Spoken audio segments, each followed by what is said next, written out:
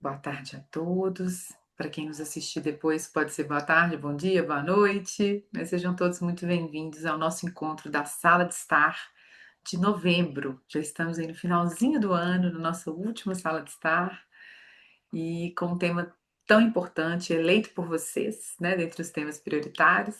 Então, a gente vai falar um pouquinho daqui a pouco, né, apresentar a temática, a nossa convidada de hoje. Mas só para relembrar, né, a nossa sala de estar tem uma programação de trazer sempre um estar convidado, ou seja, uma pessoa que passou pela nossa formação estar, que tem o domínio de uma determinada área de conhecimento, para ser o protagonista dessa troca. Tem sempre uma perspectiva de espaço aberto, de troca, de reflexões compartilhadas, né, que a gente sempre abre ao longo da programação. E ele também tem a possibilidade de receber pessoas novas. Então, quem quiser convidar sempre outras pessoas para participarem desse momento conosco, fiquem super à vontade, viu? Para, vamos dizer assim, trazer novas pessoas, novas cabeças pensantes, novas conexões, né, para esse nosso espaço. Então, eu vou fazer uma abertura rápida, a gente vai apresentar o tema de hoje para vocês. E aí, a nossa convidada, que é a Melissa Nogueira, que daqui a pouquinho eu vou formalmente apresentar para vocês, vai ter um espaço aí, né, de fala para trazer o conteúdo que ela julgou relevante para essa nossa troca. Depois a gente vai abrir para vocês trazerem aí as reflexões, as dúvidas, as questões que vocês quiserem. Vamos falar o que, que vem por aí, o que, que a gente está planejando, né? O que, que já tem para vocês consumirem de conteúdos educacionais, o que, que a gente está planejando após o recesso, né? Que vamos fazer aí no mês de dezembro. E o encerramento, quando a gente faz aquela pequena avaliação, aquele espaço de registro de foto, né, de palavras finais. Então, um pouquinho essa é a proposta desse nosso encontro nessa tarde. Então, vamos lá. Bom, antes de apresentar a Melissa, quando vocês votaram no tema, né, porque eu não sei se todo mundo se lembra, mas a gente coloca os temas que os STAR sugeriram como áreas de conhecimento para essa troca em votação, e a gente então sempre vai cumprindo aqueles temas que vocês mais votaram dentro da agenda da programação da sala de estar.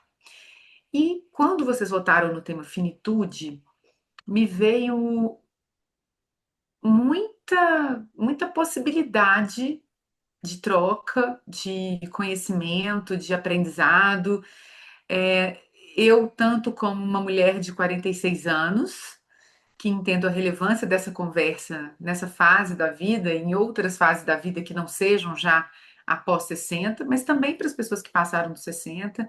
Então, acho que é um tema que permeia, vamos dizer assim, essa intergeracionalidade da nossa causa. E também a importância da gente entender que a partir dessa reflexão sobre finitude, a gente olha para a vida de uma outra forma também, né? A gente não olha só para a morte quando a gente fala sobre finitude. Então, acho que tem aí algumas lições e aprendizados para a gente compartilhar nessa tarde que são muito importantes. E a Melissa Nogueira, que é a nossa convidada de hoje, nossa star, pode passar, Jess, para a gente apresentá-la oficialmente? Tem que ler, porque a mini bio é muito grande, Melissa, eu não consigo decorar isso tudo. Então, a Melissa, ela é fisioterapeuta com 21 anos de experiência no atendimento fisioterapêutico clínico de condições musculoesqueléticas e dores crônicas, bem como pós-operatório. Ele é pós-graduado em fisioterapia musculoesquelética e estudante no curso de Gerontologia e Saúde da Pessoa Idosa. Possui formações nos métodos Mackenzie, MDT e Treatment Based Classification System, TBC subgrupos, para tratamento de desordens da coluna vertebral e apesar de não estar oficialmente na mini bio, tem aí nessa trajetória um monte de recursos, experiências e aprendizados sobre a temática de hoje, que é a finitude, que ela vai conduzir a partir de agora com vocês. Então, Melissa, muito obrigada, seja muito bem-vinda e o espaço é todo seu. E Michele, muito obrigada, né, pelo convite. Um prazer estar aqui hoje. Obrigada a todos que estão presentes. Espero que eu possa contribuir, né, um pouco mais sobre as reflexões que o tema traz com um pouco da minha experiência, não só pessoal, mas também profissional, né? Como a Michelle falou, no meu mini bio não estava, mas na minha biografia, que eu vou falar para vocês um pouquinho daqui a pouco, tem falando sobre essa experiência, tá bom? Então, eu vou compartilhar, né? A apresentação, só um minutinho.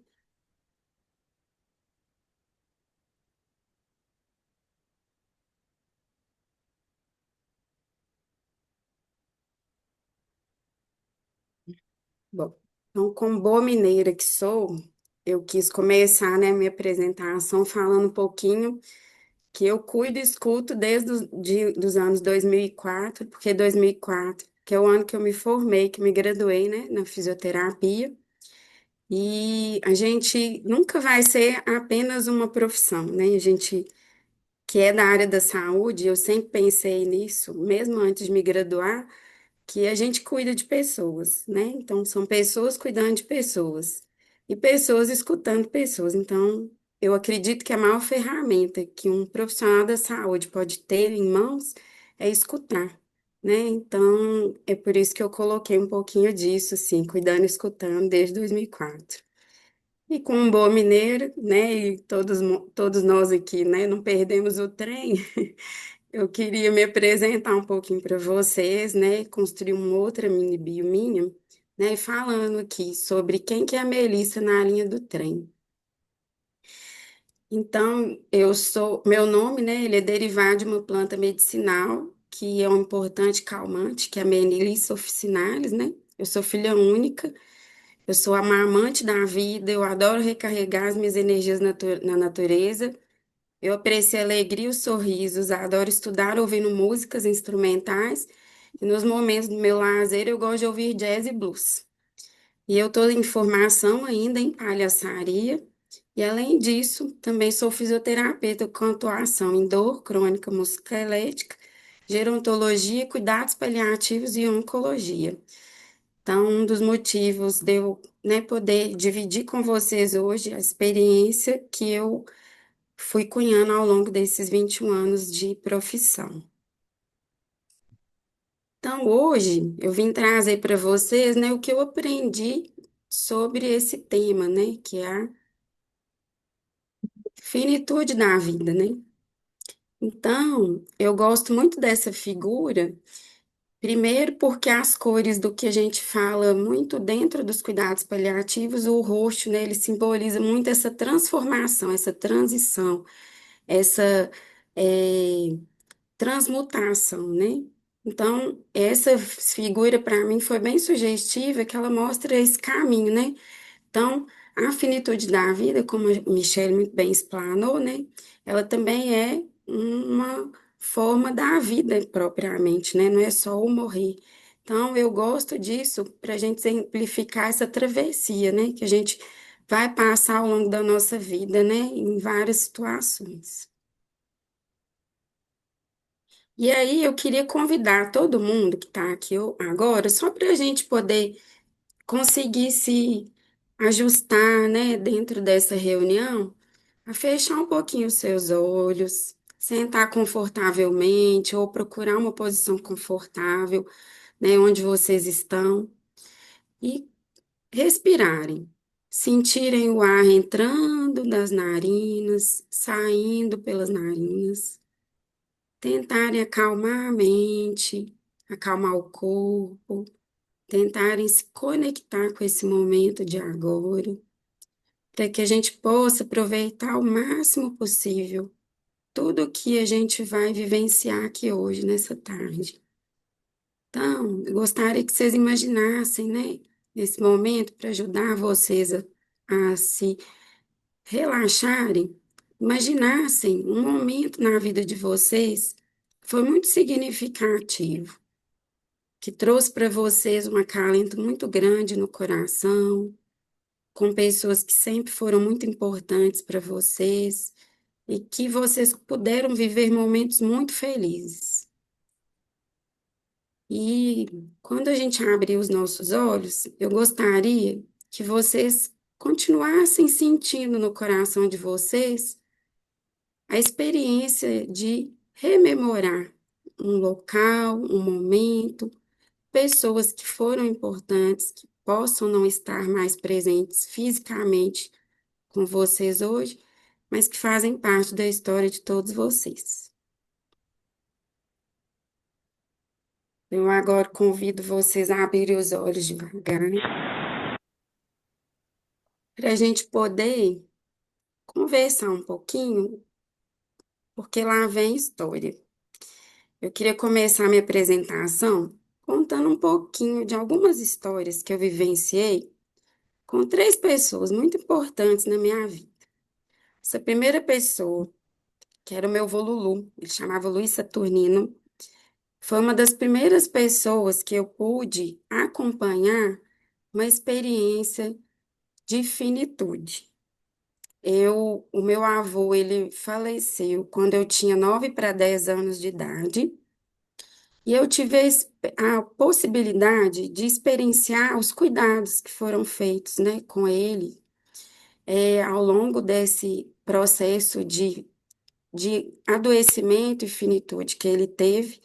O meu avô, ele teve um câncer de próstata e eu pude experienciar ainda muito jovem o que era aquele valor de aproveitar da pessoa, de experimentar a pessoa, de vivenciar a presença dela e também aprender como é o cuidado, né? Como deveria ser o cuidado de alguém que necessita, né, da gente e que precisa, né, desses cuidados de saúde. A segunda experiência que eu tive com a finitude foi da minha avó Maria. Minha avó Maria foi uma pessoa muito importante na minha vida. Ela é que praticamente me criou, porque a minha mãe, ela é professora universitária e ela trabalhava em Ouro Preto. Então, a gente sempre morou em Belo Horizonte e a minha mãe tinha que ir e voltar todos os dias para lá, para trabalhar. Então, eu ficava muito com a minha avó. E a minha avó teve um significado e tem um significado muito grande na minha experiência. A minha avó, ela nasceu com uma má formação na coluna. Ela tinha o que a gente chama de cifoescoliose, que é aquela coluna que tem a corcundinha e que tem um S na coluna, que o pessoal às vezes até brincava que era o S da sadia, né? Às vezes em algumas propagandas. Mas a minha avó, ela também tinha alguns outros problemas de saúde, algumas doenças crônicas. E a situação, né, da saúde dela foi se complicando ao longo do tempo. Então, eu tive uma grande experiência de aprender também com ela essa importância do cuidado, a importância do acolhimento, a importância da presença. E é uma pessoa muito importante na minha vida e também me ensinou muito sobre essa questão da finitude, que a gente vai falar daqui a pouquinho. E a terceira pessoa muito importante foi meu tio Paulo. Meu tio também nasceu com uma doença que até os 25 anos, mais ou menos, era uma doença assim, um pouco invisível, porque ele não tinha nenhum tipo de sintoma, mas com 25 anos, ele era o meu tio mais novo, o irmão mais novo do meu pai. Ele começou a apresentar alguns sintomas de perda de funcionalidade. O primeiro sintoma que ele teve foi perda de força nas mãos. As mãos dele, a musculatura das mãos começou a atrofiar. E é aí que ele começou a fazer algumas investigações. Depois de muito tempo, ele descobriu que ele tinha duas síndromes raras, que foram malformações no período embrionário, né, enquanto ele estava se desenvolvendo no útero da minha avó. E a doença dele foi uma doença crônica e progressiva.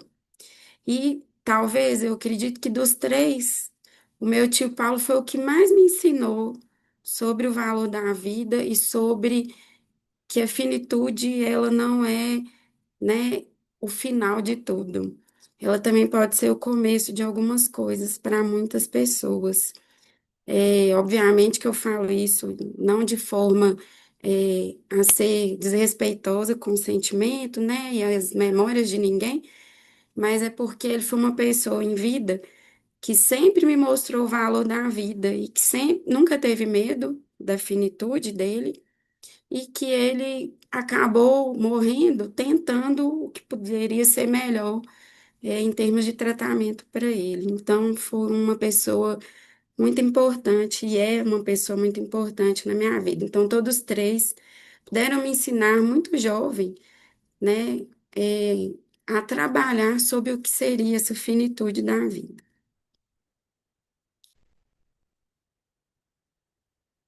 Então, eu queria falar, né, sobre essa importância do reconhecer a existência da perda, das emoções que ela provoca na gente, né?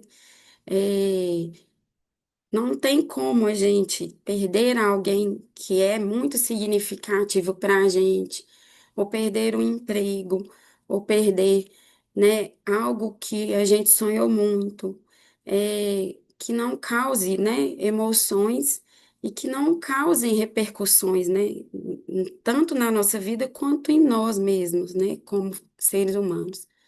Mas a perda de alguém, né, que é muito significativo e de alguém que a gente ama, ela gera um mix e um turbilhão de emoções e de sentimentos. Então, algo que eu sempre aprendi, principalmente nos últimos anos, atendendo pessoas, né, que tiveram um acompanhamento até o final de vida, foi exatamente isso, é da gente reconhecer, acolher e entender, né, o que essa finitude, o que a morte pode promover, né, em nós. Então, o que que seria a finitude, né? A finitude seria um termo mais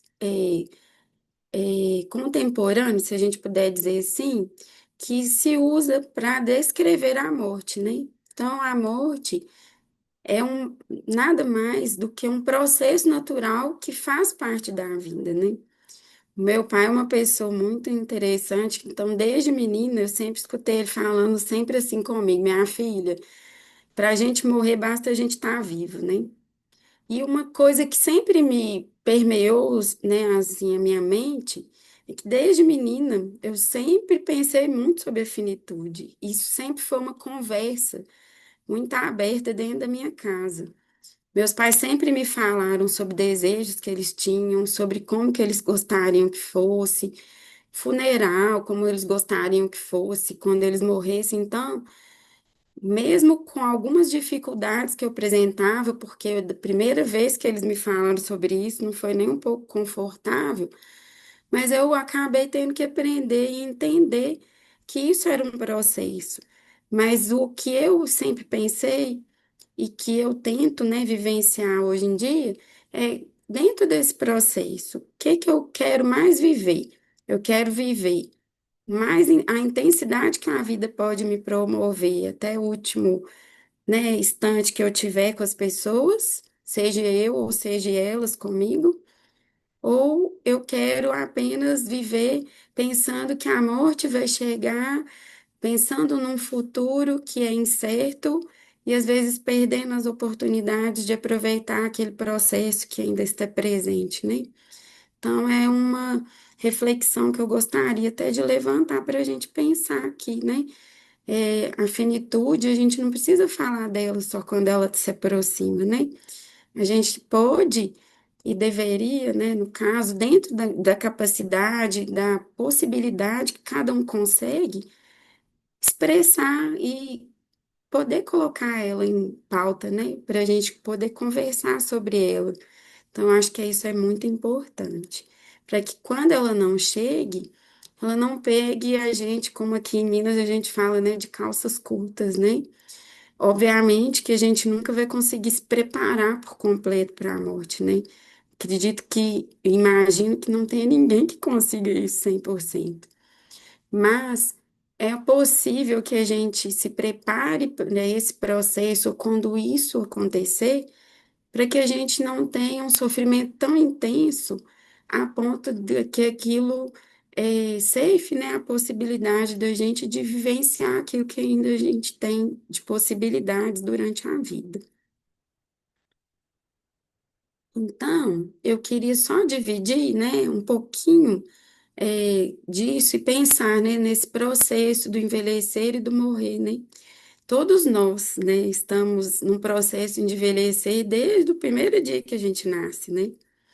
Então, se a gente parar para pensar, né, que desde o primeiro dia a gente já está nesse processo, talvez seja mais confortável com que a gente possa começar dentro daquilo que a gente consiga, iniciar pequenas falas, pequenas conversas, pequenas discussões, e que podem se tornar discussões mais amplas, e que para quando esse dia, né, da morte ele chegar, que ele não seja na dor muito extrema, né, ou num sofrimento muito extremo e que não traga tantas complexidades que talvez poderiam ser evitadas ao longo do processo, né?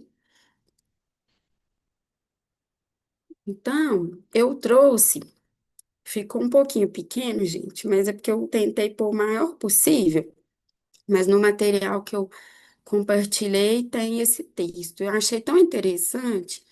Eu gosto muito do Rubem Alves, adoro as crônicas dele, e eu achei que essa pedacinho de uma fala dele seria muito pertinente porque a gente vai falar hoje, né? Então, sobre a velhice.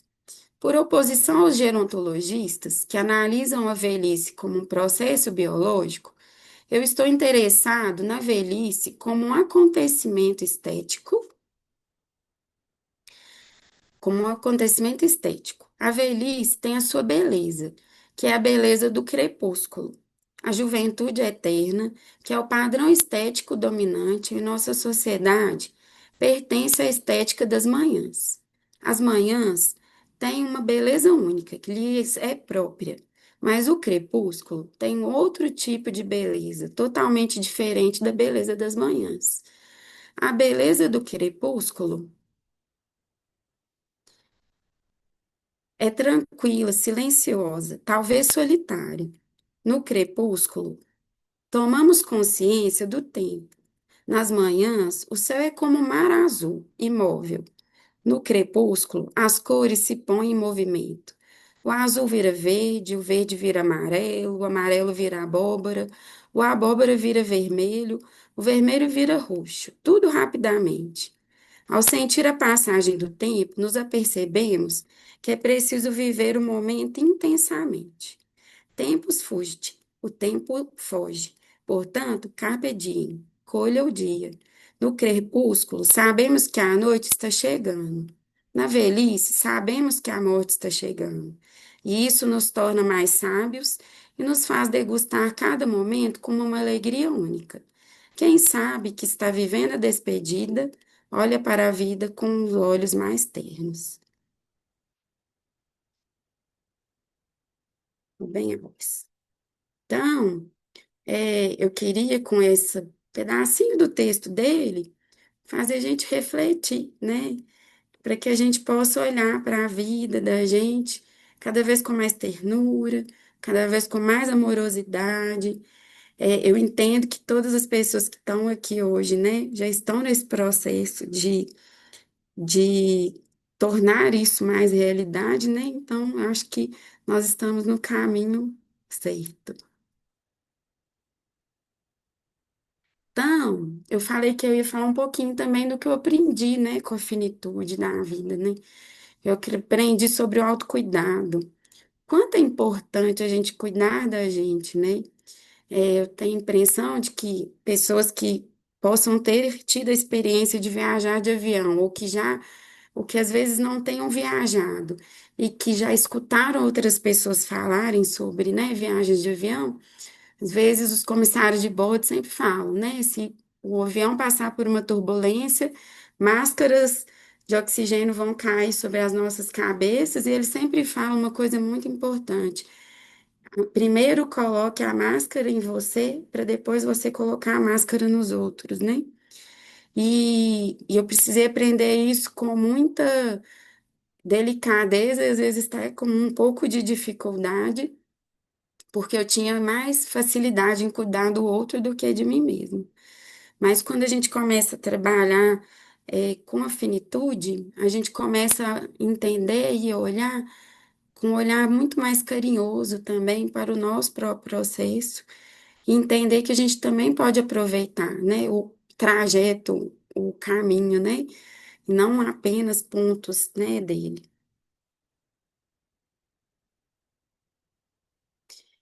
Eu aprendi sobre essa gestão da impermanência, né? A vida é uma eterna impermanência. A gente nunca sabe, né? Qual seria o dia que isso aconteceria com a gente, né? Da finitude mesmo, da morte.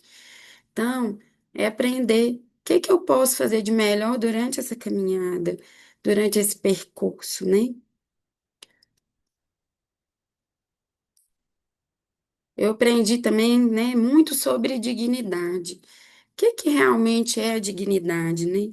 Então, a gente fala muito isso no contexto da finitude, porque a gente pode ter já visto, vocês já podem ter experienciado com pessoas próximas ou conhecidas, que alguém tinha um desejo, por exemplo, e que esse desejo não foi respeitado, não foi acolhido, por exemplo, né, no período de adoecimento, no período de finitude ou na morte dessa pessoa. Então, eu aprendi muito sobre dignidade e que a dignidade, ela é muito pessoal, ela é muito particular e ela é um valor que cada um de nós vai ter, né?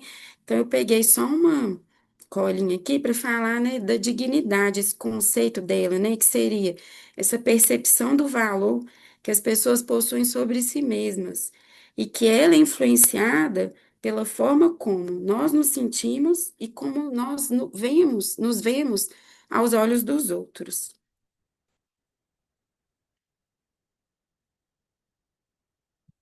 Eu aprendi muito também sobre compaixão e autocompaixão, né? No mundo que a gente está, a gente vê muita gente falando sobre empatia, né? Mas, dentro dessa questão da finitude, eu aprendi muito sobre esse conceito da compaixão. E como ele, se às vezes é novela com o conceito da empatia, mas como é bom a gente, e importante a gente saber que é, são coisas distintas, né? A empatia é a gente sentir, né? É algo pelas pessoas, né? A compaixão, ela vai muito além da empatia, né? Então, a compaixão, ela é um estado emocional de uma outra pessoa ou de si mesmo, né? Um estado emocional da gente para com alguém ou de alguém ou de nós mesmos para com a gente mesmo, né? Então, ela é uma virtude que a gente tem de se solidarizar com o sofrimento do outro, e o que mostra que a gente possa ter uma ação efetiva em busca, né, de aliviar ou melhorar, né, o sofrimento que alguém está passando. Então, por exemplo, a empatia, alguém chega e conta para a gente algo que está passando, né, uma situação difícil, a gente fala, nossa, que situação ruim. A compaixão não, a compaixão fala assim. A pessoa chega e fala: Nossa, eu tô sem grana para pagar o remédio, tô precisando dele. Aí a gente já começa a movimentar nossos conhecidos e começa a arrecadar um dinheiro e compra aquela caixa de medicamento que a pessoa tanto precisava e não conseguia comprar. Então, e a compaixão, ela faz isso pela gente, né? E a autocompaixão é essa virtude que a gente tem que ter pela gente mesmo, né? A gente acolher a gente mesmo, a gente saber que a gente necessita muitos momentos de para a gente, às vezes, em detrimento do outro. Então, isso é extremamente importante. Eu aprendi muito sobre rede de apoio. É, eu vejo muitas palestras, e uma palestra que eu assisti há um tempo atrás, de uma médica, eu vou falar dela sobre ela com vocês daqui a pouquinho. Ela falou assim para a plateia e provocou todo mundo que estava ali assistindo, perguntando assim: hoje você consegue olhar para a sua lista de contatos no telefone ou pensar nas pessoas que você se relaciona e que você consegue pensar em pelo menos uma pessoa, que seria aquela pessoa que, se você telefonar, ela largaria tudo que ela estivesse fazendo para te socorrer? Então, ela fez essa reflexão e eu achei muito interessante, que às vezes são coisas que a gente não pensa, né? Às vezes a gente pensa que apenas os nossos familiares é que vão estar nesse local e que têm essa responsabilidade para com a gente, né? Mas às vezes é aquelas pessoas que não têm os familiares próximos ou não têm vínculos de família, né? Estabelecidos. Como que ela faz, né? Então, eu acho que é interessante trazer essa reflexão para todo mundo, de cada um aí pensar, né? Em quem seria essa pessoa para vocês? E eu acho interessante que ela ainda brincou e falou assim: se vocês tiverem mais uma pessoa nessa lista, melhor ainda, porque uma vai apoiar a outra na hora que ela tiver com dificuldade de cuidar ou se sentir, né, vulnerável no sofrimento dela para cuidar da gente. Então, eu acho isso muito interessante. Então, rede de apoio, ela é extremamente importante. E é importante a gente saber que ela não acontece só dentro da nossa família. A nossa rede de apoio pode ser um vizinho, pode ser, né, um amigo, né, pode ser um colega, mas é importante que a gente tenha ela. Eu tive a oportunidade de fazer uma formação mês passado sobre comunicação e a gente teve uma vivência no Hospital da Baleia. E a gente foi visitar uma senhora que ela estava em, a gente chama fase final de vida, que já eram os últimos momentos. E eu achei tão bonito que quem estava acompanhando essa senhora era uma vizinha. Tinha se tornado extremamente amiga dela e falava que uma era de dentro da casa da outra, uma era de largar a coisa para ir socorrer a outra. E a gente aprendeu tanto naquele momento ali, eu achei aquilo tão bonito. Então, é sobre isso, né? A gente ampliar os nossos horizontes, né? De amor e de carinho. Eu aprendi também sobre essas preferências e valores da pessoa, o quanto isso é extremamente importante nesse contexto, não só de vida, mas principalmente finitude, né? Tem pessoas, por exemplo, que quando morrem, elas querem ser cremadas. Tem pessoas que não, têm pavor, que querem ser enterradas. Tem pessoas que querem um velório feliz com música, tem pessoas que não querem, querem apenas alguém tocando um violão ou não querem, né, som nenhum. Então, como que é o processo? O que que essas pessoas, né, o que que a gente gostaria que fosse feito pela gente, não só ao longo da nossa vida, mas principalmente quando a vida aqui, né, na carne ela termina, né? Então, o que que é importante? O que que é valor? Né? Isso é muito é, importante da gente conversar sobre. E eu aprendi muito também sobre preferências do cuidado e o cuidado centrado na pessoa, né? A, a área da saúde, ela está passando por uma revolução muito grande em muitas coisas. Obviamente que isso para chegar na ponta, né, da assistência que a gente chama, que é ali a pessoa com o seu profissional de saúde, ela demanda um tempo muito grande.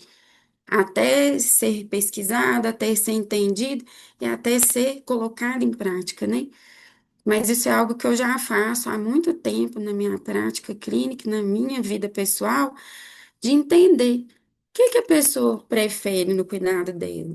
Ela prefere, por exemplo, chegar aqui no meu consultório e ter um ambiente confortável, com um ar-condicionado, ou ela gosta mais de um ventilador? Ela gosta de água gelada, ou ela gosta de água na temperatura natural?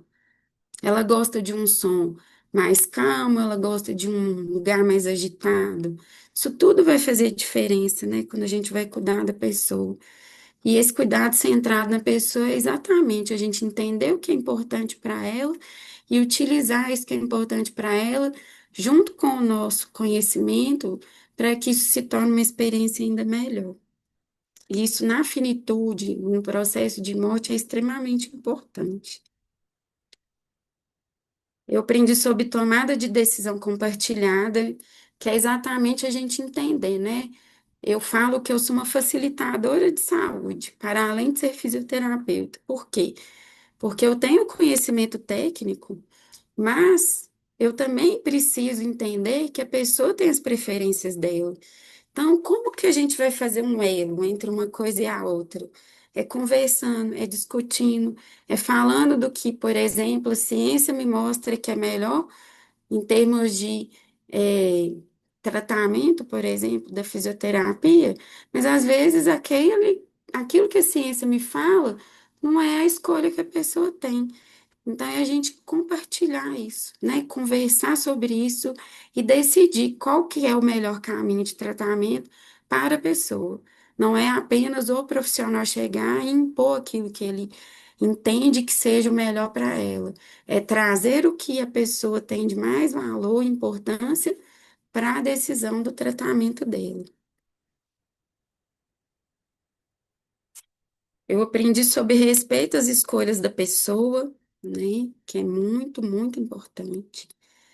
E eu aprendi sobre algo muito importante de falar aqui nesse contexto, que seria sobre isso, planejamento antecipado de cuidados, que a gente chama de PAC. Ah, Melissa, mas a gente precisa falar sobre isso só quando eu tiver com uma doença muito grave, ou quando eu ver que eu estou fazendo um tratamento de saúde que não tem muita reversão, né, do meu quadro, ou que eu vou ver que eu vou morrer, não. Isso pode ser falado com os profissionais de saúde que assistem a gente a qualquer momento. Obviamente que esse planejamento antecipado de cuidados, ele geralmente é mais utilizado dentro do contexto do que a gente chama de doenças graves ou de doenças que não têm reversibilidade, né? São aquelas doenças que a gente sabe que elas têm um potencial grande de promover a morte de alguém, mas que até que aquilo aconteça, como que a pessoa quer ser cuidada? O que é importante para ela? Quais são os valores que precisam ter? O que os profissionais precisam saber do que é importante para ela e o que é que preciso colocar dentro desse planejamento de cuidado para que ela possa ter um cuidado, uma experiência de cuidado muito positiva e com o menor nível de sofrimento possível.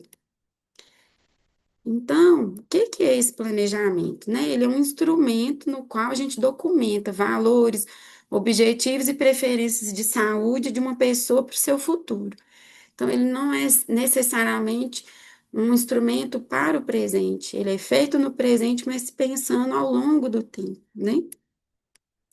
E a gente precisa saber que esse processo, né, de construção desse planejamento, ele é dinâmico, ele é contínuo, e ele pode ser modificado a qualquer tempo, né, a qualquer momento.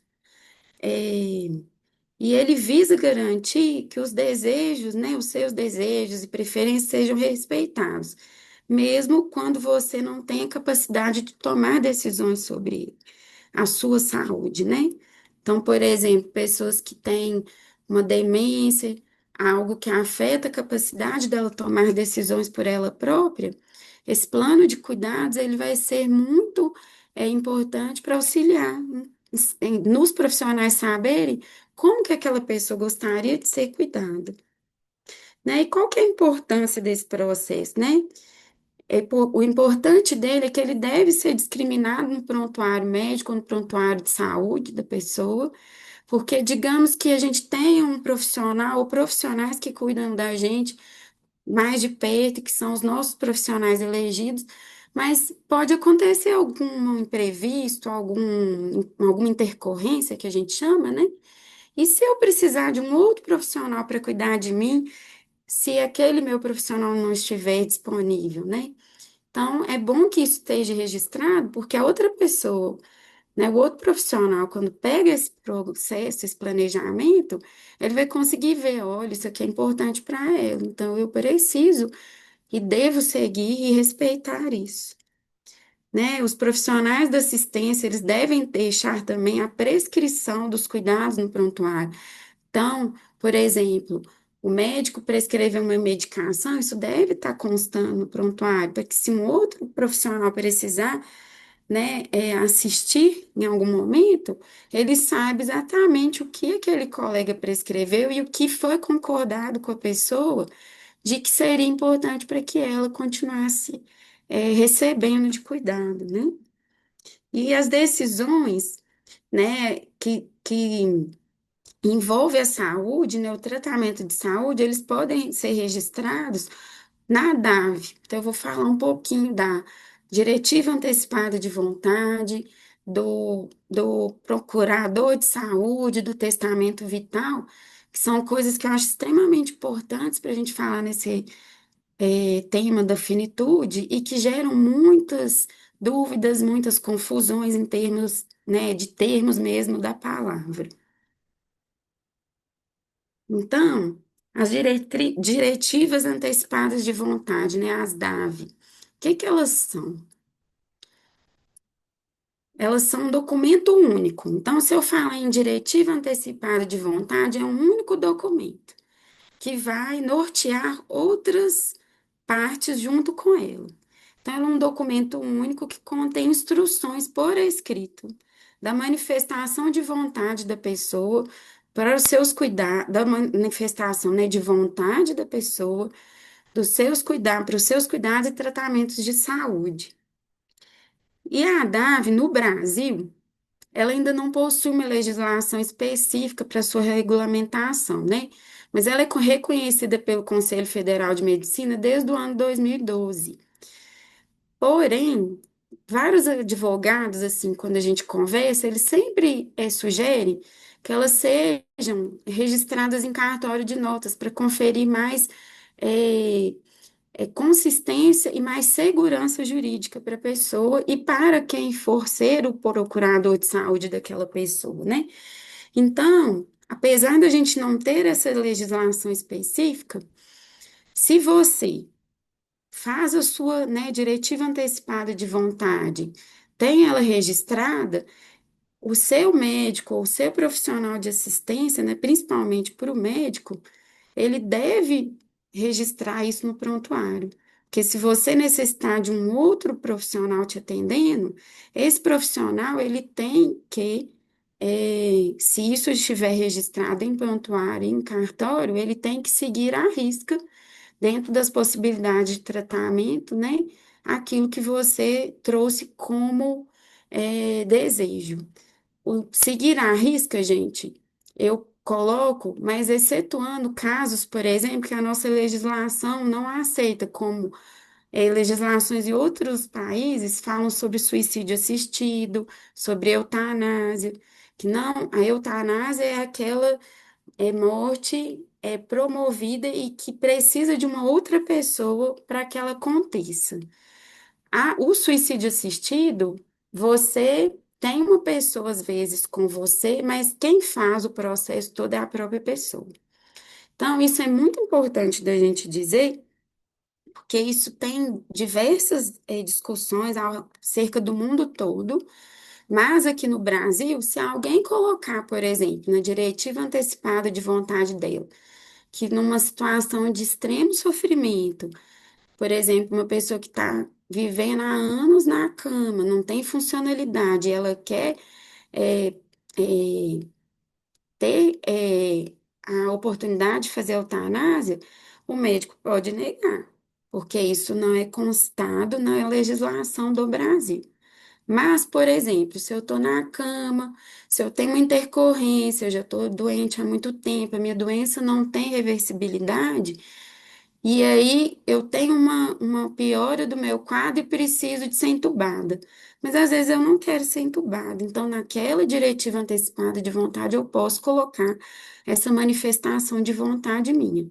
E se eu tiver esse registro e tiver registro dos meus procuradores de saúde, isso tem que obrigatoriamente ser cumprido. Então, né, o profissional de assistência que tiver com a gente, que não for aquele que já acompanha a gente, ou, né, em algum local de, de assistência de saúde, ele tem que seguir aquilo que está descrito nesse documento. Então, ele contém. Melissa, Oi, Melissa, só para te avisar que faltam 5 minutinhos, tá? tá joia. Então, eu vou mais rapidinho, perdão, gente. Então, né, a gente contempla o mandato duradouro e o testamento vital dentro desse documento único, e é onde a pessoa vai designar esse representante sobre seus cuidados no futuro, né?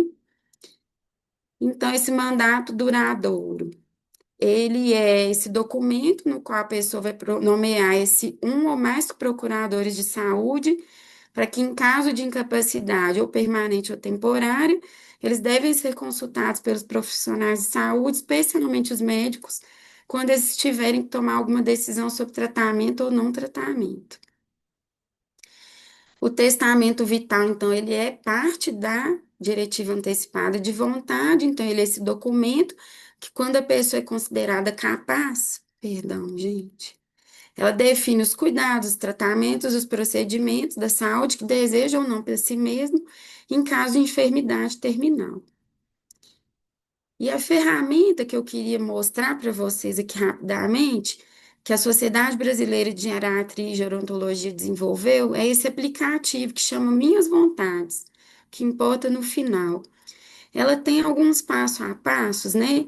Que vai fazendo com que a gente reflita sobre o sentido da vida, onde, com quem que a gente quer ser cuidado, como que é isso que a gente deseja, né? O que que é mais importante para você, quais são os tratamentos específicos que você deseja e quais que você não deseja, e essa nomeação do procurador de saúde. Então, passo a passo, vai ajudando a gente a construir essa diretiva. Caso tenha alguma dificuldade, alguma dúvida, a pessoa pode procurar o médico de assistência, um advogado da sua, né, segurança e confiança para auxiliar nessa construção.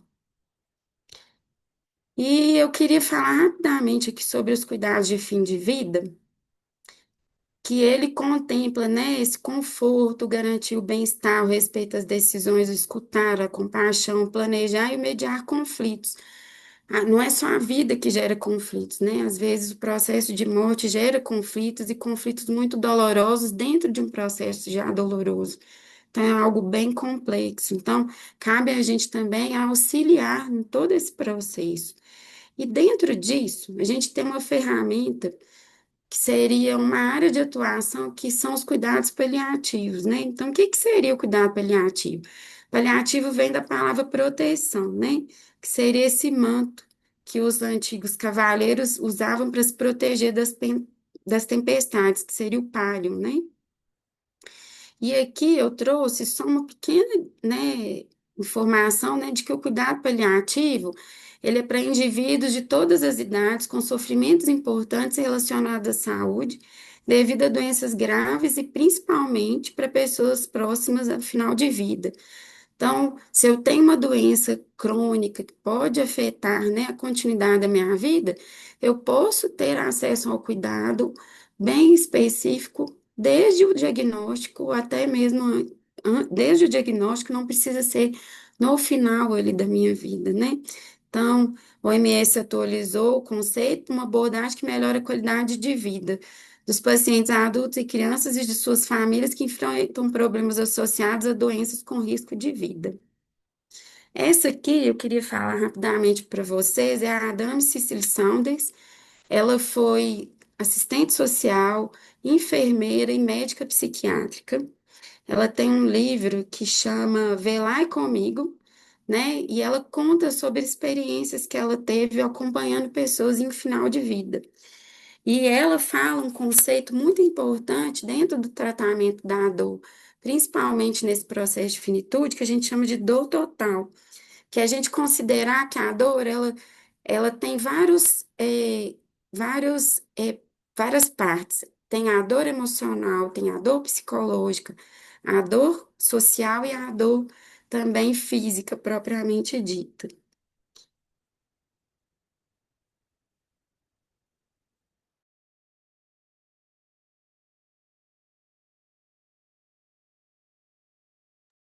Foi Melissa, você caiu? Seu microfone está fechado e a tela também sumiu. Ai, gente, perdão, eu não vi, desculpa. Eu Tudo bem. parei na sugestão dos Do livro? livros. Está aparecendo para vocês? Não. Ai, perdão, peraí. Deixa eu ver aqui como é que eu faço. Desculpa, gente. Você pode clicar no compartilhar. Isso. Agora sim, voltou. No que está Perdão. Ana Cláudia Quintana Arantes. Já estou terminando, tá, Michelle? Tá bom. Então, a sugestão de leitura que eu tenho para vocês é esse livro, Para a Vida Toda Valerá a Pena. Um pequeno manual para envelhecer com alegria, que é um primor de leitura, é uma maravilha. Então, eu convido todos a ler. A Ana Cláudia, ela foi uma das pioneiras sobre o tema de cuidados paliativos, ela é geriatra, e ela fala muito sobre a questão da morte, do cuidado do fim de vida. E ela tem um livro, que é esse livro, Cuidar até o Fim, também, que é outro primor, que fala muito sobre essa temática e auxilia também, dando dicas de como a gente começar conversas difíceis, né, sobre morte com as pessoas, com os nossos familiares. E aqui eu trouxe uma sugestão rápida, falando sobre esse documentário que chama Quantos Dias e Quantas Noites. A Jéssica vai colocar para a gente só um pedacinho aqui rapidamente, que é um vídeo mostrando um pouquinho de que fala esse documentário. Ô, Jéssica, tipo, para mim, por favor.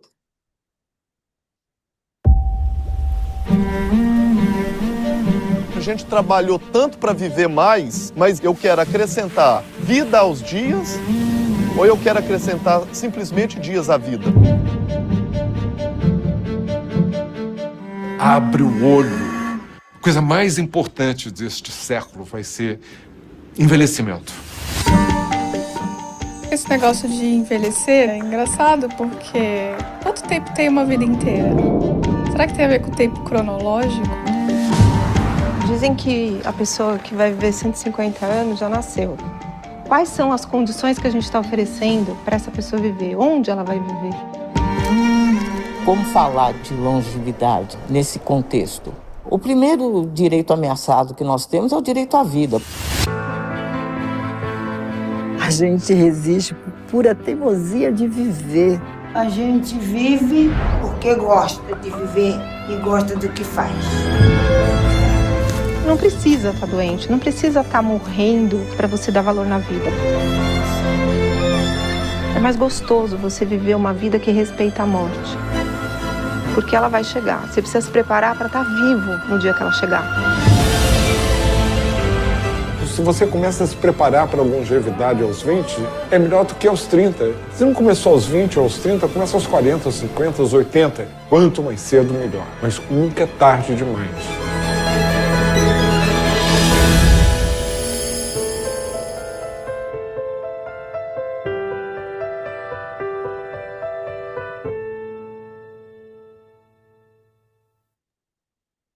Então, gente, rapidamente aqui só, tá? Esse documentário, ele é um primor. Ele fala assim da morte, ele fala da finitude, ele fala da vida e ele, principalmente, né, ele fala que a morte é a vida e a vida é a morte, né? Então ele traz para a gente várias reflexões. Se vocês me perguntarem, eu vou ter, né, tido reflexões muito particulares, né, que vão carrear da minha experiência de vida, da minha experiência profissional. E às vezes a Michelle, por exemplo, ela já vai ter outros pontos, né, que ela vai julgar importantes. Então eu convido todo mundo. Esse vídeo eu pesquisei, ele está disponível na íntegra na página do Dr. Drauzio Varela, mas quem tiver acesso ao globo.com, ele também está disponível na globo.com para quem é assinante, tá bom? E aqui eu queria só mostrar rapidamente, né, como a Michelle também é do terceiro setor, eu também estou no terceiro setor, tá, atuando como voluntária nesse projeto maravilhoso que se chama Cabana Compassiva. Cabana Compassiva é um projeto que presta cuidado paliativo em situação de população de vulnerabilidade, né? Então, a Cabana Compassiva, para quem não é de Belo Horizonte, é uma comunidade, é uma favela que tem aqui em Belo Horizonte, e a gente tem todo esse grupo de profissionais de todas as profissões que fazem assistência a pessoas que estão em situação de final de vida, né? O processo ativo de morte, que a gente vai levar o que eu falei lá no começo, né? Um pouco de dignidade e cuidado para essas pessoas. Então, aqui a gente tem um pouquinho, né, da, da realidade que a gente encontra lá nessas fotos. Aqui em cima tem uma foto de uma doação que a gente conseguiu e que a gente consegue levar até essas pessoas, né? O projeto esse ano fez 4 anos. Quem se interessar, né, e quiser procurar na internet, puder nos auxiliar, cuidar das pessoas, vai ser muito importante para a gente. E eu agradeço em nome de todos os colegas e do projeto. E eu queria terminar aqui rapidamente, que eu falei com vocês que eu estava em formação em palhaçaria, né? E a minha palhaça chama Alice Estrelada. Só que eu ainda não tenho nenhuma foto dela vestida. Então eu prefiro trazer só o narizinho dela aqui e trazer algo que eu gostaria de compartilhar com vocês. Ai, gente, peraí que tem um negócio aqui atrapalhando de eu ver. O Michele, você consegue ler Oi, para favor, consigo. por gentileza? Velhos homens devem ser exploradores, não importa onde. Temos de estar sempre nos movendo na direção de uma nova intensidade, de uma união a mais, de uma comunhão mais profunda. No meu fim está o meu início. T.S. Eliot.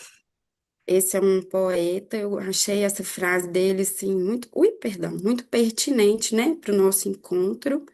Então, eu espero, né, que no fim de cada um de nós esteja o nosso começo. Aqui é um pouquinho de como vocês me encontram lá no Google. Esse aqui é o meu e-mail.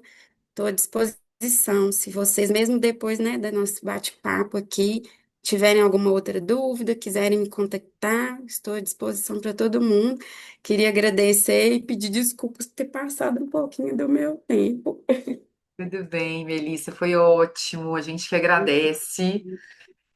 Acho que trouxe muitas reflexões relevantes para aquecer a nossa conversa. A gente sabe que é um tema super denso, então não era nossa pretensão esgotar ele aqui, mas abrir algumas perspectivas de diálogo. E para isso, agora a gente abre a palavra para nossos queridos companheiros aqui da sala de estar, para deixarem as suas reflexões, dúvidas, enfim, o que eles quiserem, né, contribuir dentro desse nosso processo aqui. Então, fiquem à vontade, todos, que a palavra está aberta.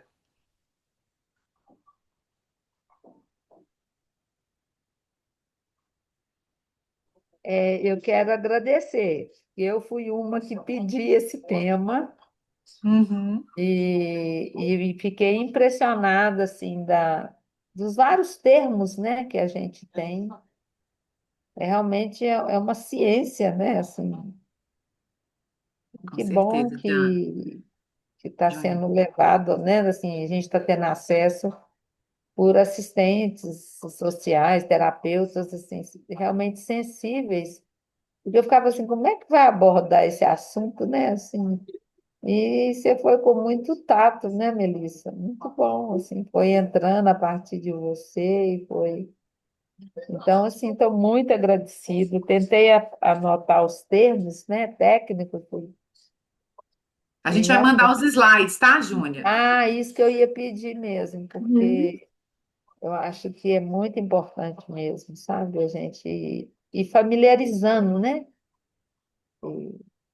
E conseguindo fazer, e a bibliografia. Não, muito, muito bom, muito obrigada. Que bom, fico feliz. Que bom que tá podendo, né?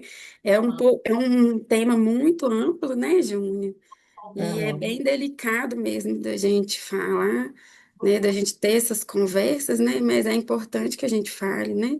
Para a gente poder melhorar, né? A nossa vida, né? O nosso processo todo. Inclusive, eu quero até conhecer mais. Eu estou te seguindo passei Ah, a te seguir, que porque bom. essa cabana compassiva, né?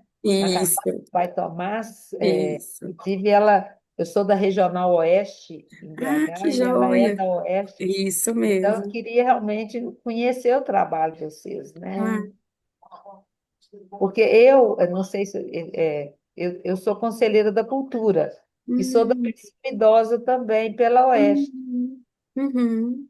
Então, eu acho assim, eu queria depois conversar com você mais dessa Ah, parte. vai ser um prazer. Fica à vontade de contactar. Então, tá. Que bom aí, ó. Mais uma conexão potente tá Com acontecendo certeza. aqui, né? Muito Isso. Da bom. rede, né? Da rede. Eu acho que assim, quando eu conheci o trabalho das meninas, eu conheci porque elas foram minhas alunas na Fundação No Cabral, um curso de formação em gestão. E eu fiquei encantada com o trabalho delas na cabana compassiva.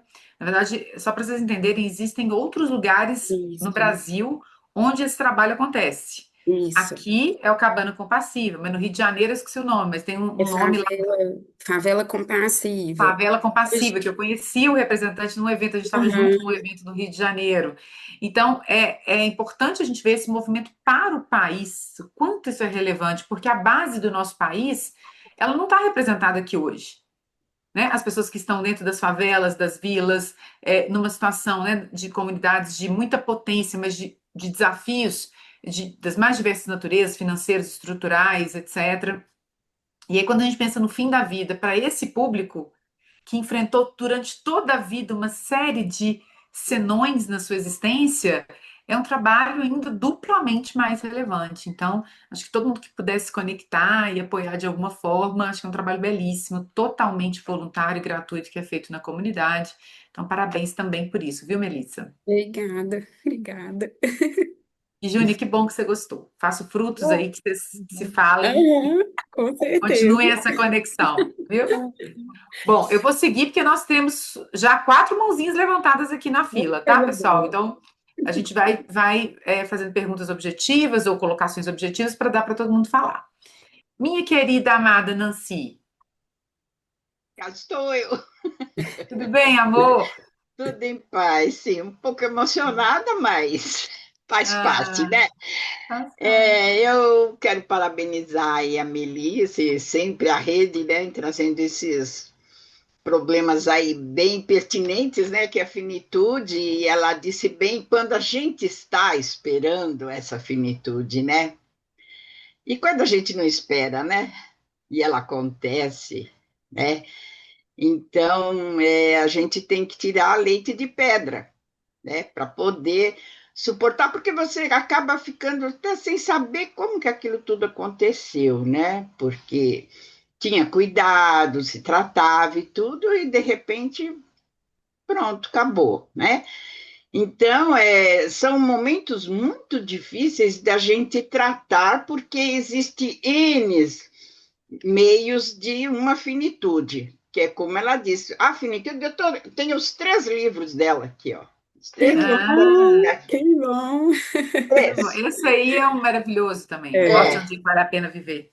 É verdade. Então, já comprei logo os 3 e vou lendo, né? Então, para mim, no meu caso, foi o falecimento da minha filha, muito de repente, né? Por um infarto. Não, foram 3 praticamente, né? E não resistiu mesmo e faleceu.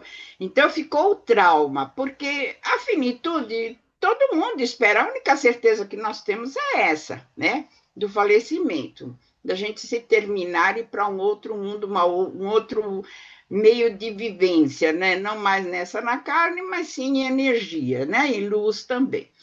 Então, o seu caso foi muito bacana, porque eu também sempre tratei de todos os meus antigos, os meus avós, todos. Eu já sei até por que eu vim na minha família, sabe? Foi para cuidar deles, né? Mas eu fui pega de surpresa, né? Aí recentemente, eu precisei cuidar de mim mesmo, porque ninguém ia dar jeito em mim, nada, só Deus mesmo. E foi onde eu me agarrei, né? E ele me consolou muito. Eu até tenho um insight, né, dele dizer, porque essa filha que faleceu, já no nascimento, ela já era para ter falecido. E nós fizemos uma escolha. O meu marido escolheu a minha vida e não a dela. E assim mesmo, ainda Deus deixou ela viver conosco 55 anos, salvou eu e ela. Mas teve um dia que ela estava preparada e ele a levou. E nesse insight que eu tive, foi onde me chegou todo o consolo, né? Porque ela nunca foi minha filha, né? É a filha dele, e eu só fiz prepará-la para deixá-la pronta o dia que ele veio buscar, a levou, né? Então, esse consolo é que me faz viver todos os dias, sabe, Melissa? Porque os outros todos a gente sabe que um dia vai chegar. Mas quando ela chega de repente, é que é complicado, né? Não é só o meu caso, da minha filha, que foi por causa de saúde, mas existem problemas de acidentes, enfim, e outros tantos, né? Então, a finitude, ela não é tratada só para aquele que a gente está esperando, que vai chegar realmente o dia, mas vai chegar para todos, né? Como diz os outros meus filhos, mãe, todo dia é o nosso fim, porque a gente deitou hoje uma pessoa, mas amanhã você se levanta outra, porque quando você entrega o seu corpo e deixa a sua energia, o seu espírito e a sua alma e procurar outros remédios, palestras, ensinos, enfim, tudo que ele precisa, nós não sabemos se vamos amanhecer no outro dia, né? Então, todos nós, a cada fim de dia, é o final de uma vida. E no amanhecer, que a gente abre o olho e diz, eu estou viva. É um novo renascer, uma nova vida, né? E como eu sempre digo, se a vida é 1 minuto, em 24 horas, quantas vidas não tem, né?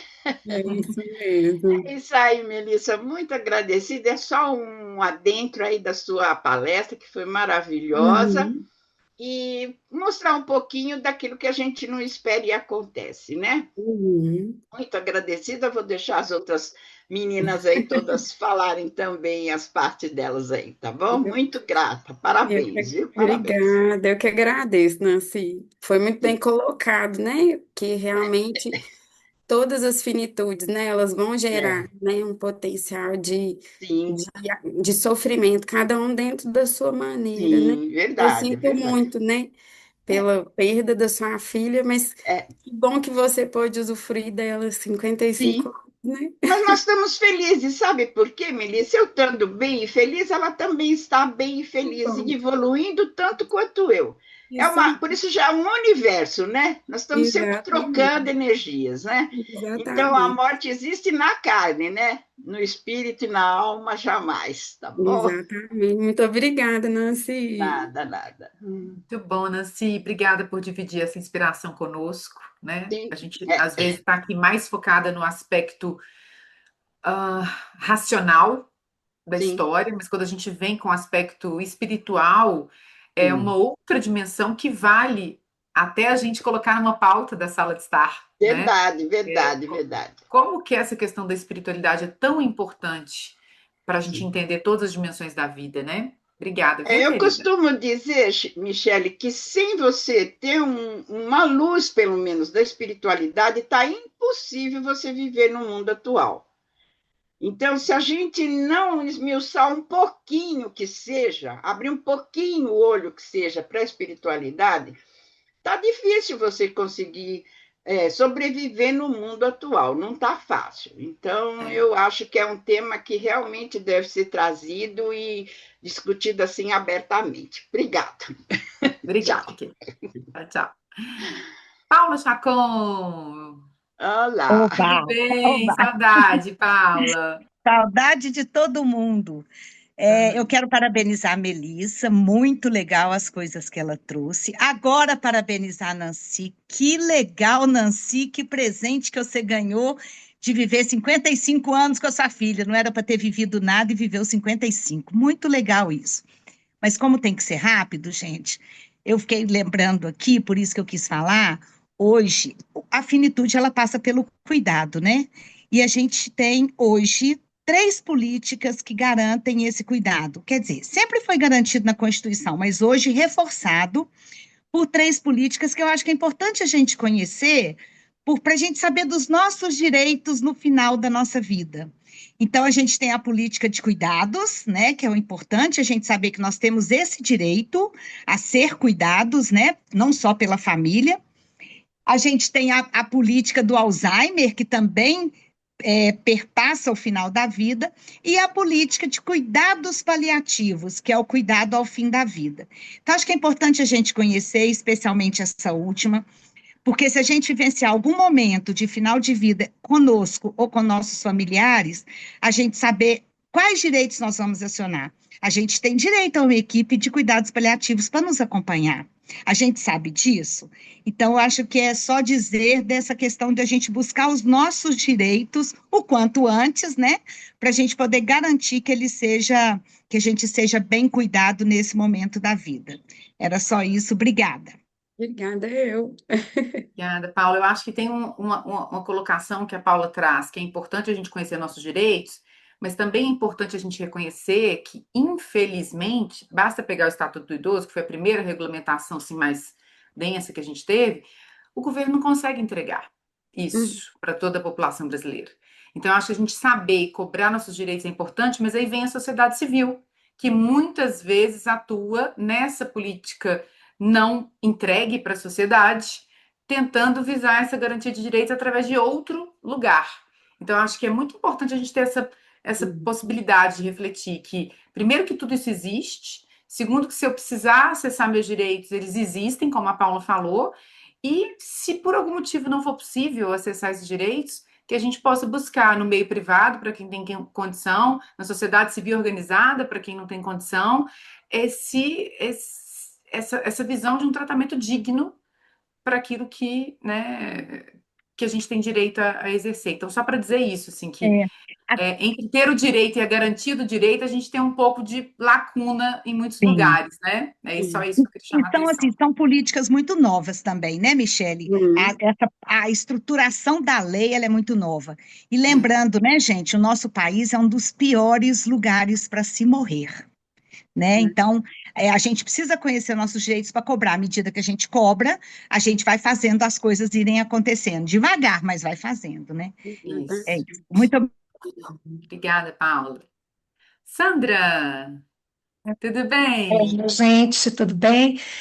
Nossa, assim, quando eu vi o tema, eu fiquei encantada, porque é um tema que me é muito caro. Eu tenho alguns estudos nesse tema, tem cursos aí com a Ana Cláudia, tal, então eu só gostaria de dizer assim, o tanto que eu gostei do tema vir, né, para uma conversa aberta. E ressaltar duas coisas, né? Uma delas, a Melissa, com a gentileza com que você trouxe, a delicadeza, o cuidado, né? Todo o tema, porque ele toca, né? E toca profundamente, e pode tocar em feridas que a gente às vezes não sabe como que isso fica, né? E também trazer de uma questão, dentro de uns dos estudos que eu fiz, a gente trabalhou muito a questão da educação para a morte.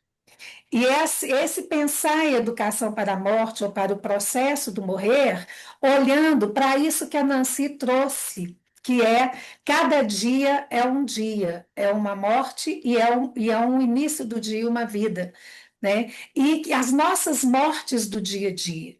Então, na nossa cultura capitalista, imediatista, né, a gente não dá tempo para poder viver os nossos lutos, os nossos pequenos lutos, e reconhecer as nossas pequenas mortes e se apoiar nisso. Então, muitas vezes a gente não permite que o outro tenha o luto, que fala, que é isso é bobagem, né? E isso vai fazendo com que essa relação dessa proximidade com as perdas torne, de todas as formas, inclusive espiritualmente, mais difícil esse encontro com essa finitude. Aliás, com o processo, né? Até a gente se dá conta do que está acontecendo, porque isso acontece na vida toda. O envelhecimento é a vida toda. E toda vida leva para a morte, não tem vida que não leve para a morte. Tem um livro que talvez você já conheça, que ele é muito engraçado, e ele é divertido, ele é gostoso, e ele faz a gente pensar muito, que é do Saramago, Intermitências da Morte. Eu não sei se vocês já leram, mas fica uma sugestão. É assim, você fica, como assim? A morte entrou em greve. Imagina a sociedade que a morte entrou em greve. Então, vale a pena, tá? Então, mais uma vez, agradecer e um beijo para todo mundo. Obrigada, Sandra. Achei ótima a sua questão da conexão com a educação, porque é a nossa pauta desde sempre, né? A gente precisa falar sobre isso, a gente precisa conversar sobre isso, a gente precisa ler sobre isso, a gente precisa, né? Assim, se a gente não conhece o tema, se isso tudo não se apresenta para a gente ao longo da vida inteira, porque a gente não estuda sobre isso na escola, a gente não estuda na faculdade, a gente não conversa na família, a gente não. Cara, como é que a gente vai se preparar para uma coisa que a gente desconhece completamente, na densidade que é essa conversa que a gente experimentou aqui por uma hora, né? Então você Tem está gente que nem coberta de fala o razão. nome, né? Tem gente que nem fala Exatamente. morte. Exatamente. Não A minha fala, diz irmã, que que é dá azar. enfermeira, que é da área da saúde, quando a minha mãe foi ter a primeira conversa com a gente sobre finitude, ela simplesmente levantou e saiu. Vocês estão louca que eu vou conversar sobre isso? Não aceito conversar sobre isso, não sei o quê, papapá. Então, realmente é uma dificuldade. A gente precisa entender que é uma dificuldade instalada na nossa sociedade, na nossa cultura, né? E só com muita conversa, muito diálogo, né? Melissa com essa delicadeza, né? Com essa forma de acessar a gente, vai mudar, né? A nossa percepção. Mas obrigada, Sandra. Ana Maria, minha querida, tudo bem com você? Tudo bem, Michele? Boa tarde, Boa pessoal. tarde. Então, eu queria parabenizar a Melissa, especialmente pela serenidade com que você tratou do tema, porque é difícil, né? E a rede também por trazer esse tema, porque a gente precisa refletir mesmo sobre a finitude. E quando a Melissa começou falando das experiências dela com os avós, com o tio, eu também comecei a pensar nas minhas experiências, né? E de finitude, de cuidado de pessoas próximas e queridas. E aí eu me lembrei que a primeira pessoa assim mais próxima que eu perdi foi a minha avó, mas eu já era adulta. E eu queria compartilhar que a minha avó, ela morava sozinha numa casinha dela, no interior, então, interiorzinho mesmo. Ela era muito independente, então nós visitávamos a minha avó, mas a gente, ela tinha a vida dela, totalmente independente. E meu pai era filho único. Meu pai morreu também aos 26 anos, Nancy, uma morte prematura. Ele era filho único. E então só tínhamos eu e meu irmão de netos. Aí a minha avó faleceu. Eu estava lá no interior, fiquei lá uns 5 dias. E terminado, né, o funeral e tudo mais, eu e meu irmão fomos lá na casa dela e eu falei com ele, vamos resolver de uma vez aqui, ver o que que a gente faz, porque eu vou voltar para Belo Horizonte e eu não quero daqui um mês voltar aqui e ter que cuidar. E aí uma coisa que me tocou muito, e aí desde então eu penso muito sobre desapego, é porque tudo que estava ali éramos eu e meu irmão que iríamos decidir o que fazer, sabe? Desde assim, fotos que ela guardou, desde lembrancinhas que ela tinha, até os bens, né, de maior valor. E isso mexeu comigo. É assim que um dia alguém vai fazer isso, né? Alguém vai decidir sobre as coisas que às vezes a gente tem muito apego. Então, eu queria trazer essa questão aí do desapego e ligado à finitude.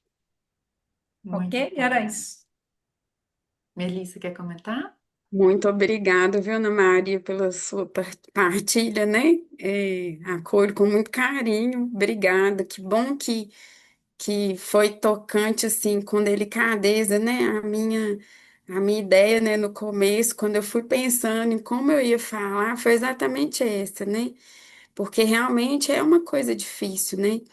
E essa questão que você coloca, ela é extremamente pertinente, né? Porque faz a gente realmente pensar, refletir. E eu fui e falei mais dos instrumentos, né, que a gente tem de garantias, né, da nossa vontade, mas a gente também, né, naquele plano antecipado de cuidados que a gente fala, né, isso também pode ser, sabe, discutido. E é importante, porque eu falo assim que hoje a gente tem muito a figura, né, do médico, né, dentro da equipe, mas a equipe ela é constituída de todos os profissionais.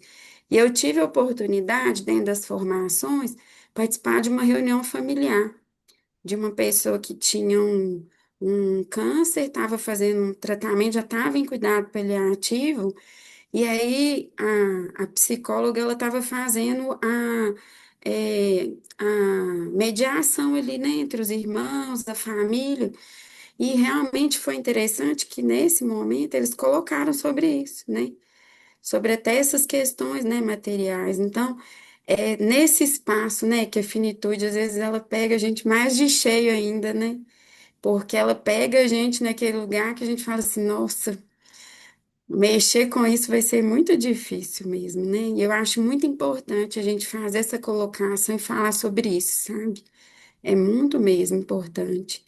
Eu acabei me colocando mais dentro da linha, né, da questão da saúde, né, em termos de cuidado, mas isso também é um cuidado, né?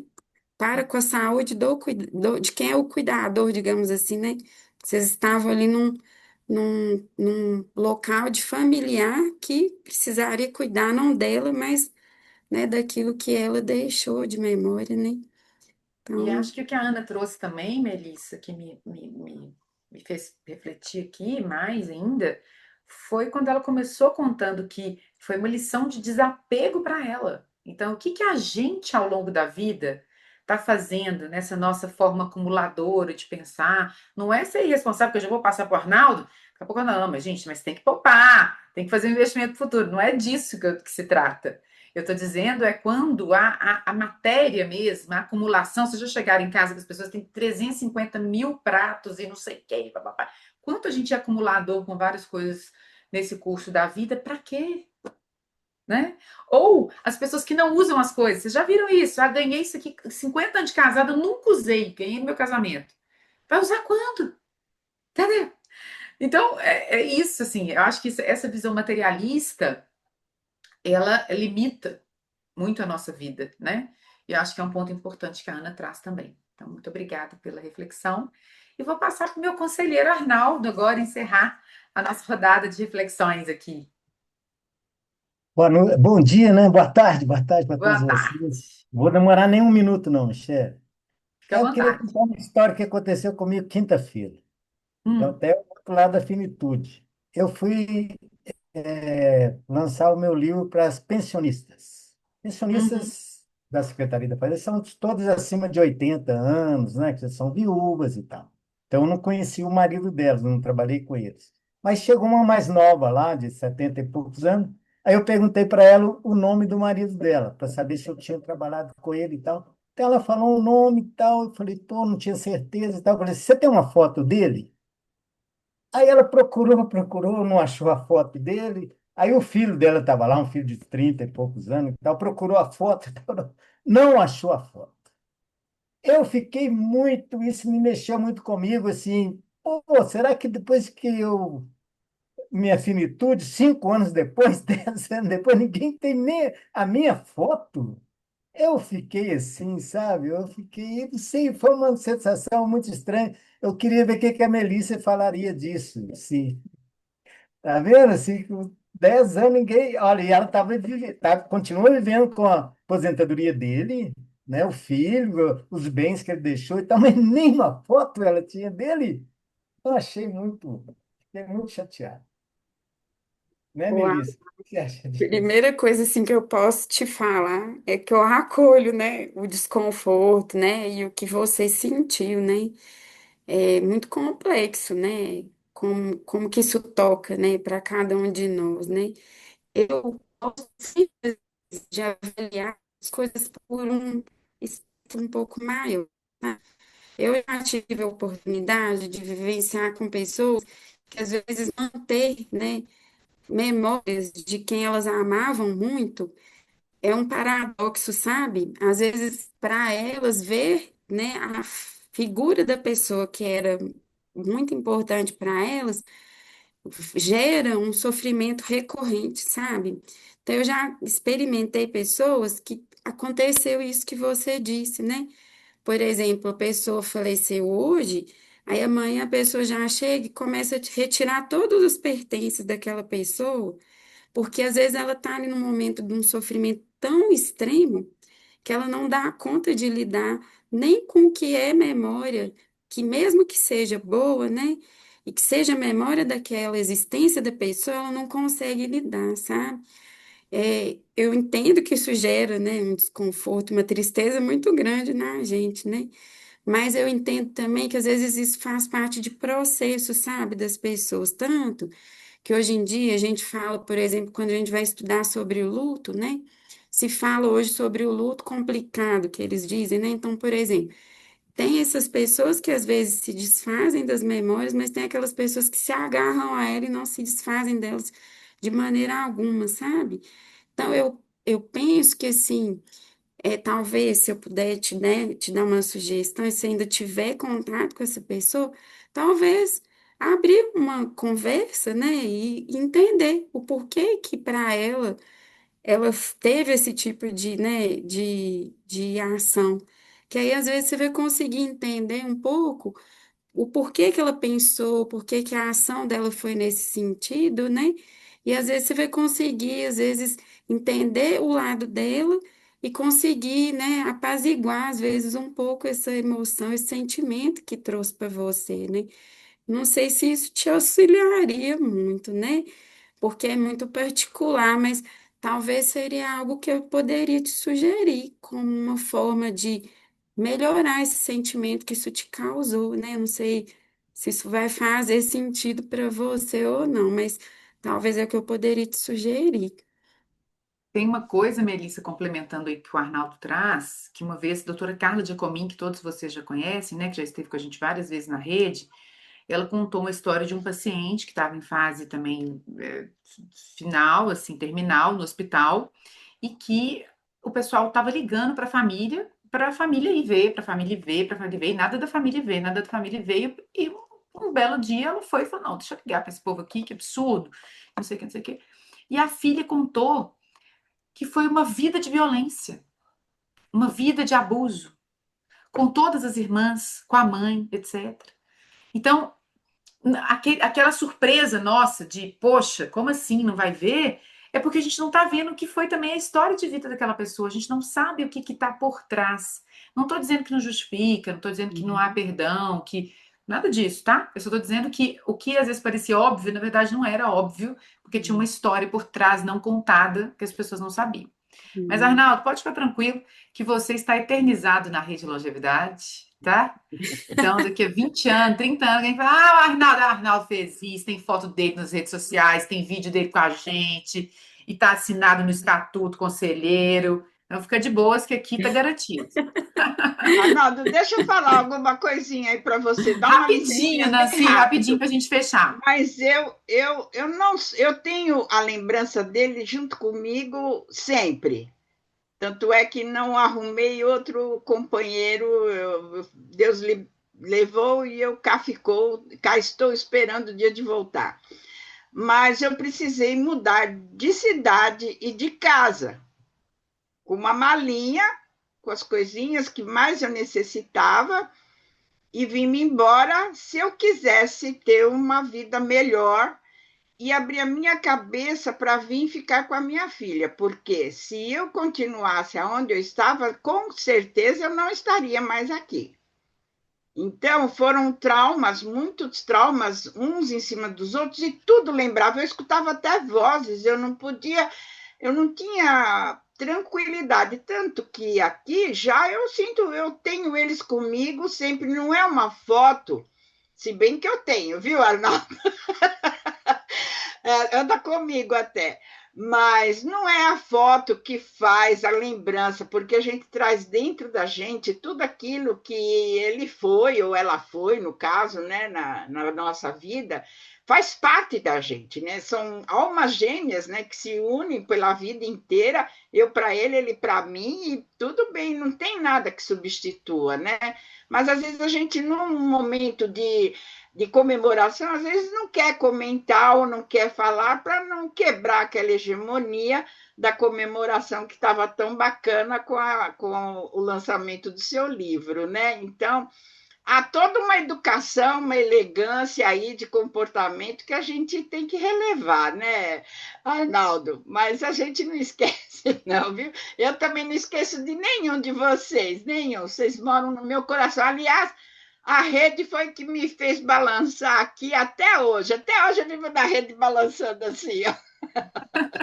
É um acolhimento, Naná, tão bom que eu estou desse tamanho e não larguei a rede ainda. Ai, meu amor. Gente, Espero que vocês estejam sempre com a gente, cada vez mais com a gente. verdade. Melissa, foi uma tarde incrível. Sim.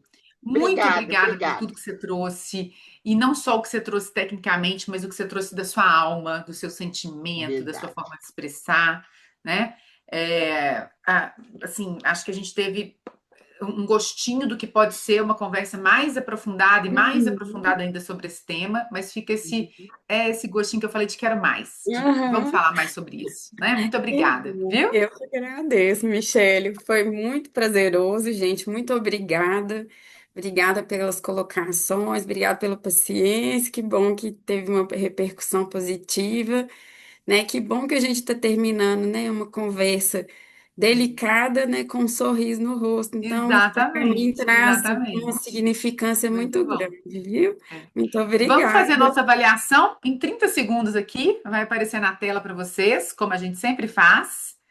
Aquela avaliação que vocês dão uma nota, a Jéssica vai colocar aí para gente. Logo depois a gente faz a nossa foto. Aí quem quiser colocar emojis, quem quiser colocar alguma coisinha, fiquem à vontade. A gente teve aqui, chegou a ter 30 pessoas na sala, viu, Melissa? Que é super Oh, que legal. legal. Fora as pessoas que vão Bacana. assistir, né? Essa gravação que a gente sempre, vocês também podem compartilhar, porque a gente sempre compartilha, né? Que Então vamos lá bom. abrir as câmeras, quem puder, para a gente fazer nossa fotinha. Só mais um pouquinho, o pessoal ainda está votando. Ah, peraí, só um minuto então, gente. O pessoal ainda está votando. Mas quem quiser ir abrindo a câmera para sair na foto.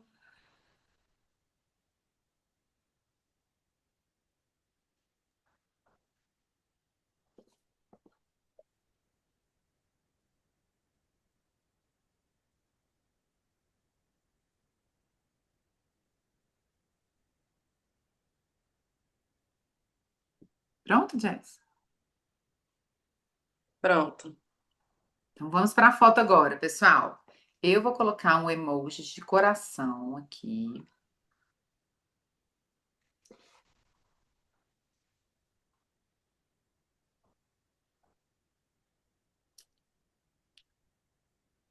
Deu certo? Pode segurar aí que tem duas telas, hein? Ah, é. Segura o sorriso.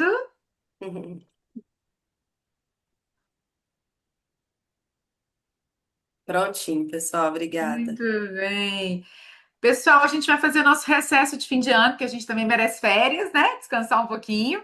Mas no início do ano, todo mundo vai ter notícias das programações de 2026, que a gente volta firme e forte juntos, tá bom? Um Feliz Natal, um ano novo maravilhoso, cheio de luz, de paz, de conhecimento para nós, de conexões.